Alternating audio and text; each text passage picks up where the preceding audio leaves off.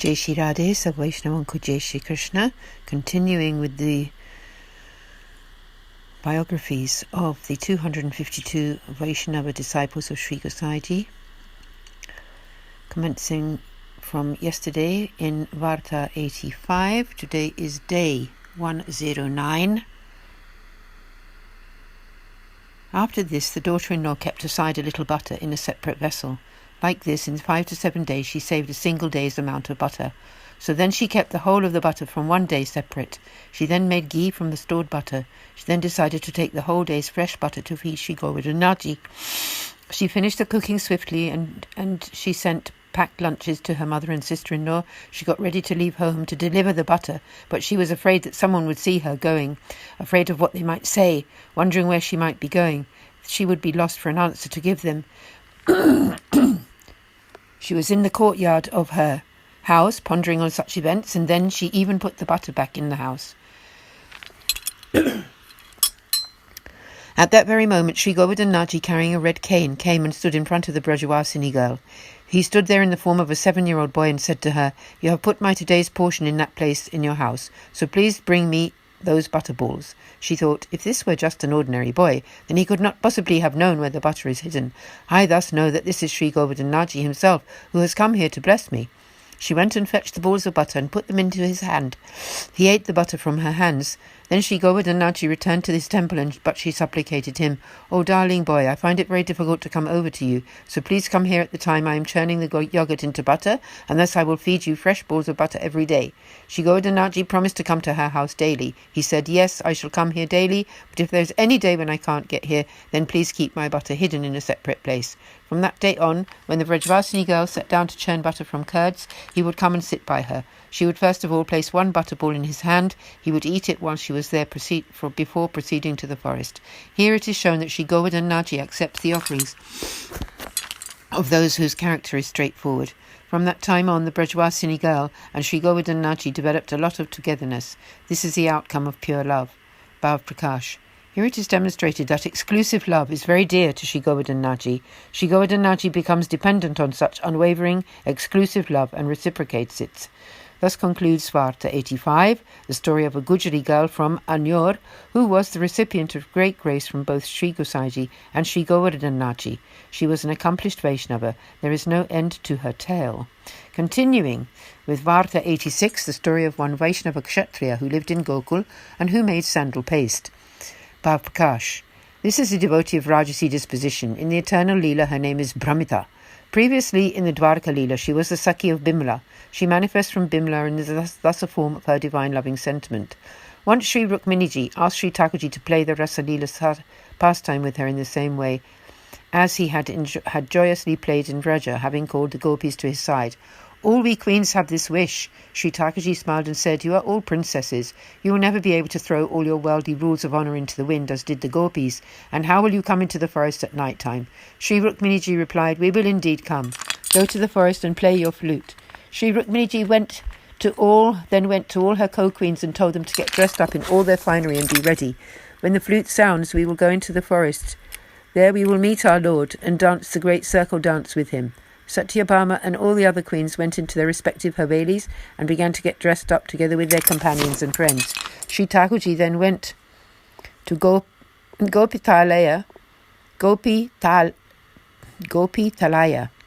and played his flute. When they heard it all, the queens came out of their havelis with all their sakhis all dressed up to the nines in their finery. They came to the gates.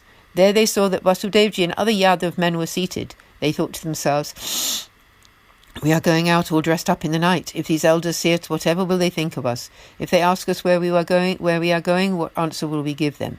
Therefore it is totally inappropriate for us to go out now." They all returned to their respective havelis for fear of the elders. The Lord then pondered, "I have sounded my flute in my complete form as the Supreme Lord of the Path of Grace, and have also made the solemn decision to play the Ras Leela, but the queens have not come. My promise must not go unfulfilled.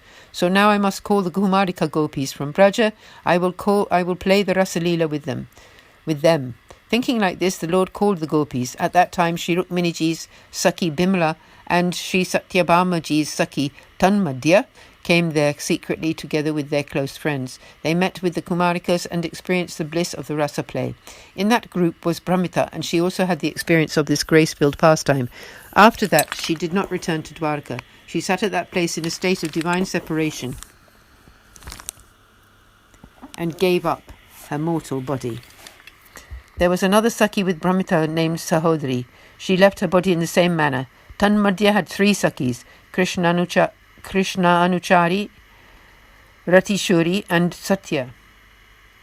They all left their bodies at the same place as well. These 5 Sakis attained the Vraja realm. After this, when all the Leela personalities manifested on the earth, then this group of Sakis also manifested. Their stories will be told later.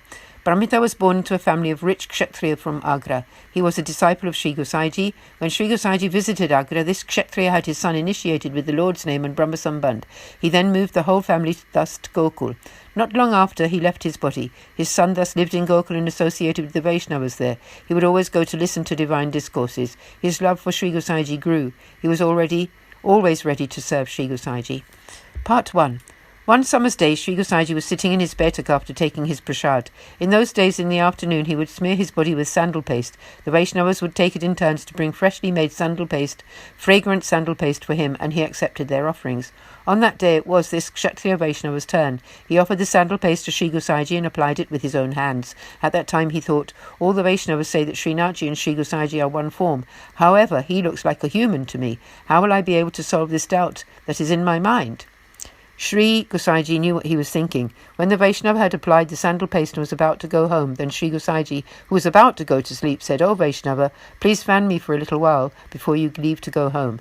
The Vaishnava began to fan Sri Gosaiji. Sri Gosaiji was lying down and was covered with a scarf of extremely fine quality. As he looked closely, he saw Srinathji's form lying there being fanned. The Vaishnava thought, "Am I dreaming?" He rubbed his eyes and looked again to make sure that he had not been mistaken. However, whenever he looked at Sri Gosaiji, he had the holy sight of Srinathji. He thought, whatever the Vaishnavas said, it was all true. He bowed down to the Lord and was filled with faith. Then Sri Gosaiji got up from his rest, looked at the Vaishnava and said, "O Vaishnava, has the doubt in your mind been dispersed?" The Vaishnava ran to Sri Gosaiji and threw himself at his feet and supplicated, "O my Lord, by your grace I have now understood your form. My doubt has been removed." Bal Prakash. The moral of this story is that Vaishnava should never regard Sri Gosaiji as the Lord to be separate, and the Lord to be separate.